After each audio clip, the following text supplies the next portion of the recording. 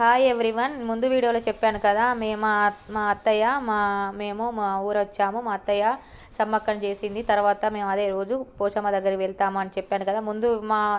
నా ముందు వీడియోలో కూడా కొండ పోచమ్మ ఉంటుంది, వీడియోలు పెట్టాను చూడండి. మేము ఎప్పుడు వచ్చినా ఇలా మేమందరం వచ్చినప్పుడు ఇలా పోచమ్మ దగ్గరికి వెళ్తాము. ఈడ కొండపైన ఉంటుందండి పోచమ్మ, చాలా బాగుంటుంది. లోపల గృహలో ఉంటుంది.